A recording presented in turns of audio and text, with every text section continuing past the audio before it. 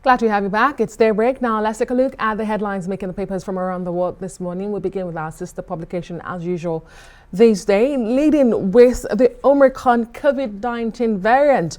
The paper is reporting that Nigeria stands with South Africa and warns West against discrimination. Some of the riders to that story.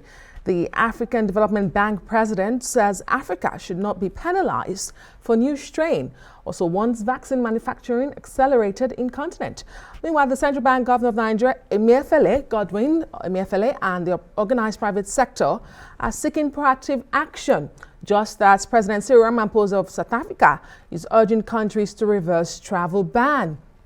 Above the nameplate this morning for this day, how army using informants infiltrated, arrested fleeing terrorists in Lagos. Find details of that story in a copy of this day, of course. But just in case you haven't heard, all is set for Arise Fashion Week in Dubai. That's an interesting one. You don't want to miss that. And sadly, Maduka Kostrari's group founder loses wife. All of this and more you can find in a copy of this day today. And let's take a quick look at the Guardian newspaper.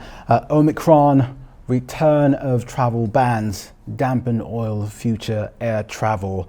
And right at the bottom, don't overburden us. Nigerians warn federal government on fuel subsidy. At the sidebar, we've got Ben Obi faults Ken Nnamani on killing Obasanjo's third term.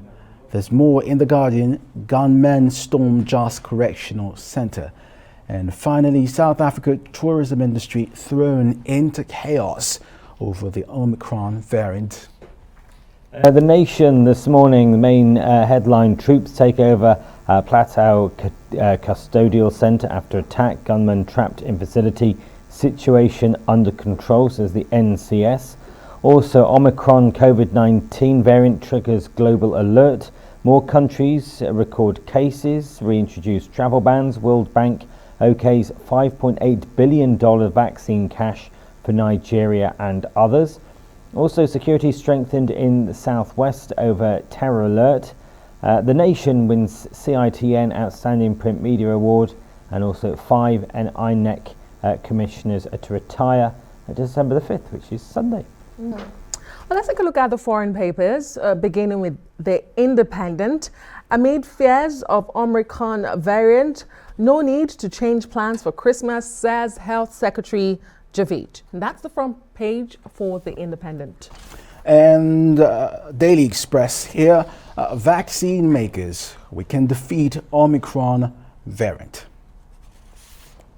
Short and sweet. There, the Financial Times this morning, Omicron sparks flurries of travel restrictions around the globe. Virus variant in multiple nations, 3 cases detected in UK.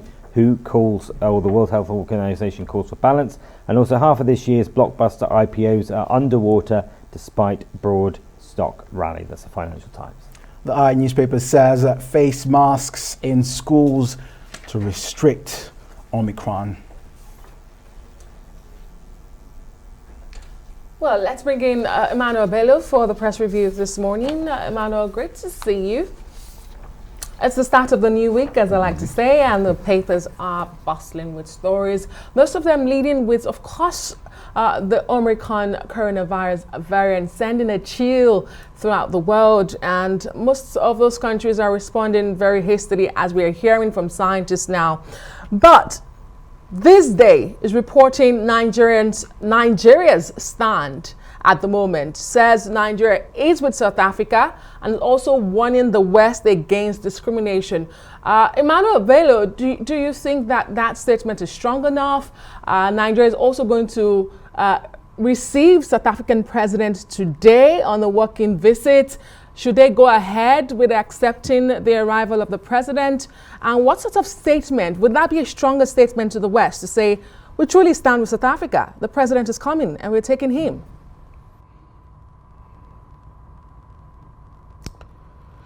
Good morning, Yeah, it's a new week, and the week is starting strongly. This way, you're already set for the Dubai Expo. It appears with that hairdo. So, well, the weekend was saturated with the crisis of the new variant found in actually in Botswana, not even in South Africa. And over the weekend, a lot of voices, angry voices everywhere, especially from Africa here, with a lot of people saying that the travel bans were largely discriminatory, especially as it affected only the South African countries. And with one country, with South Korea actually banning 8 of the Southern African countries from entry its country. And a lot of people are saying that this is discriminatory. In fact, with one of the commentators saying that it's even racism as far as it's concerned.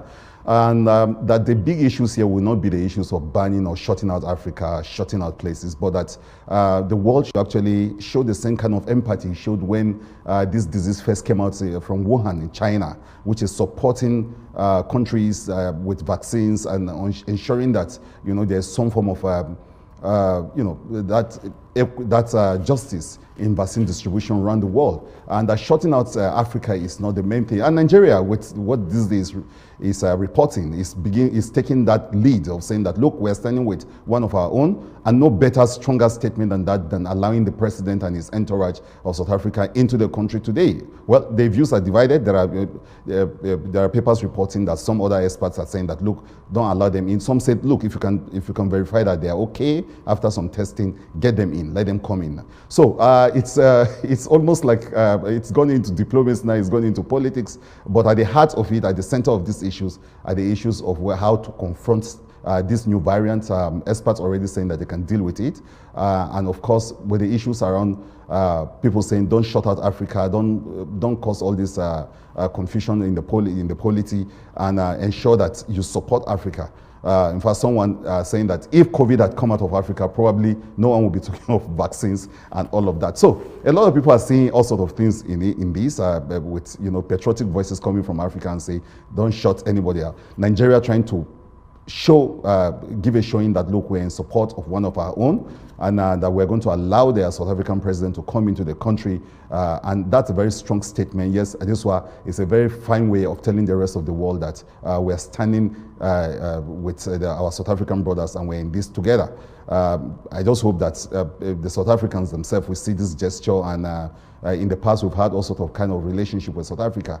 But it's a virus. I don't think you stop a virus by shutting out people. You stop a virus by fighting it with vaccines and by providing the right atmosphere for people to get vaccinated. And there are commentators who are saying that that is what the world is supposed to do, and not just panic and going to shutting out countries and shutting out people. But again, some people will say maybe that's just the only way to stop some kind of transmigration of this virus. Yes, Emmanuel Bello, just to let us know that Japan is closing its border to all foreigners.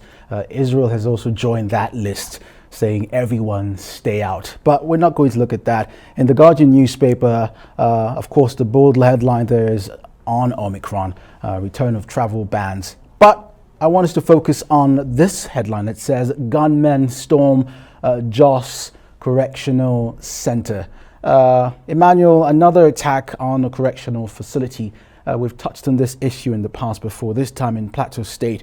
But the attack was repelled by the security forces. A bad day for the bandits. Should we be looking forward to more attacks of this nature? And do we know why it's happening?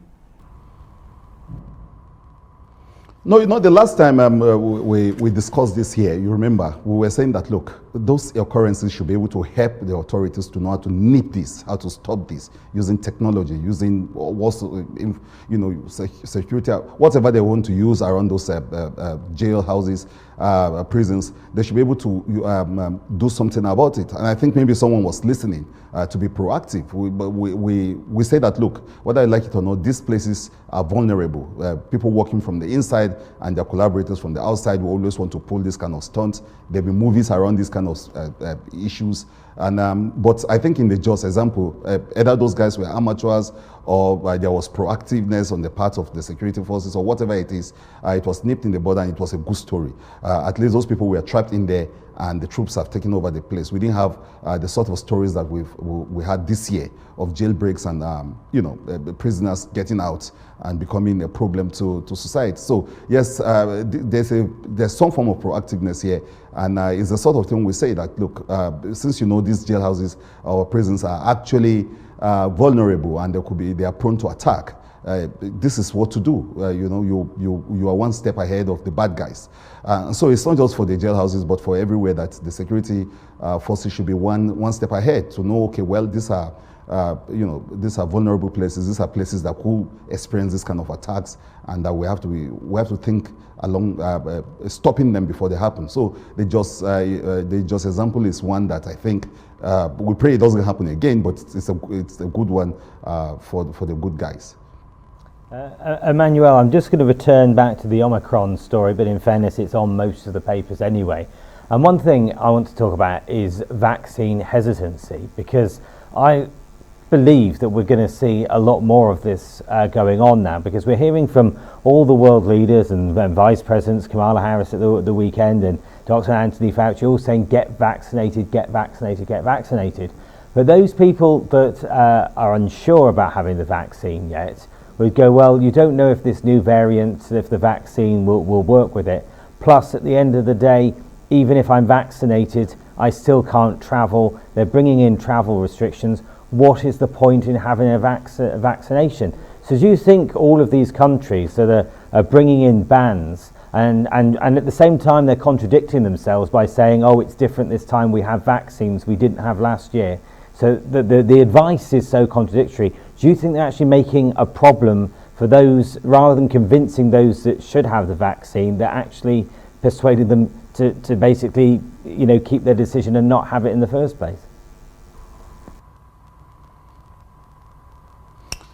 Yes, Dan, all this you said are part of the crisis and are part of the talking points around this issue, especially with the emergence of Omicron. A lot of people are focusing on the issue of vaccines, vaccine justice, vaccines administration, access to the vaccine. And in fact, with one of the commentators saying that Botswana had a serious crisis of COVID and actually asked for vaccines and never got them the way they should get them, and so you're having this problem now. So all over the world, there's this talk about vaccine hoarding, people keeping back these vaccines from developing countries, especially Africa, where somebody is saying only 4% of our population have been vaccinated. So there are people who are saying that yes, like you say, these are contradictions. It's not just about shutting out countries; it's about actually making the vaccines available, and that if we fight this together as one, then everyone is safe. No one is safe until everyone is safe. That's what seems to be coming out from most of the commentators, that look,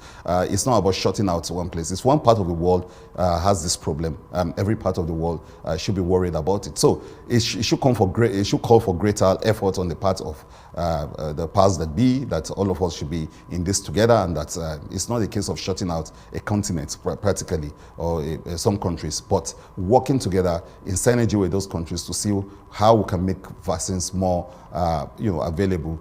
Here in Nigeria, we already developed something in that direction. But with this new variant, of course, it's a challenge for those who are, the vaccines, the leadership in the vaccines administration, to actually find ways to make this available more, and then to think of other ways of dealing with this crisis, rather than thinking that, look, if we can just isolate countries and shut out places, we'll be dealing with the problem. You probably won't be able to deal with it that way. Indeed. Emmanuel, do we still have time? I think that's about it on Press Preview this morning. Thank you so much, Emmanuel. We'll see you again tomorrow.